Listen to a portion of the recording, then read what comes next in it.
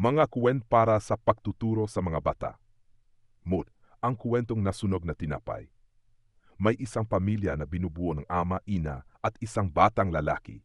Ang ina ay masipag at maayos sa gawaing bahay.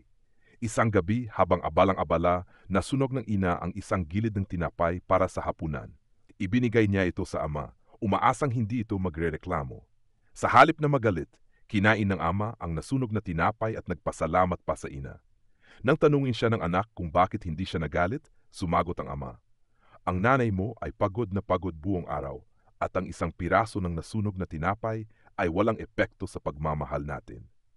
Aral, turuan ang mga bata ng pagpapasensya at pagpapahalaga sa pagsusumikap ng iba. Hindi dapat husgahan ang isang tao batay sa isang pagkakamali, lalo na sa pamilya. Hindi perpekto ang buhay, ngunit ang pag-unawa at pagmamahal ay kayang pagalingin ang lahat. Do.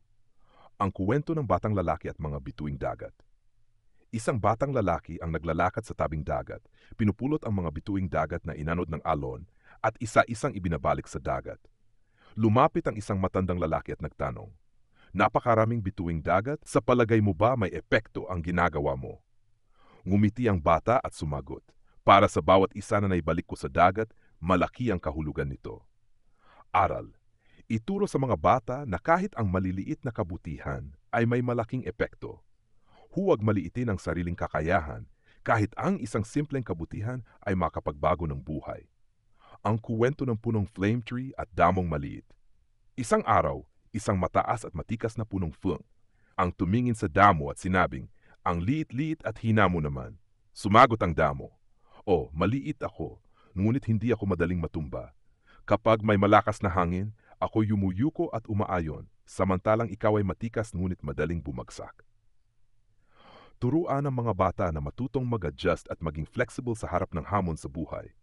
Ang pagiging matatag ay hindi lang sa lakas kundi sa kakayahang umangkop. Ang kuwento ng batang nagnanais ng perlas sa ilalim ng lawa. May isang batang lalaki na gustong-gusto makuha ang isang mamahaling perlas sa ilalim ng isang malalim na lawa. Tinutang kanyang sumisid, ngunit napakalamig at maitim ang tubig, sabi ng kanyang ama.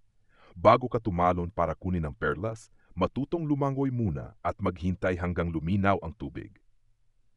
Turuan ang mga bata ng kahalagahan ng paghahanda at pagtitiyaga. Ang tagumpay ay hindi agad-agad. Kailangan ng kaalaman, pagsasanay, at tamang pagkakataon. Kabuwang mensahe buod ng mga kuwento. Ang mga simpleng kuwentong ito ay may dalang malalim na aral sa buhay. Layunin nitong turuan ang mga bata na maging maunawain at mapatawad, manalig sa kabutihang nagmumula sa puso, maging matatag sa gitna ng unos, at higit sa lahat, matutong maghintay at magsumikap para sa mga bagay na mahalaga.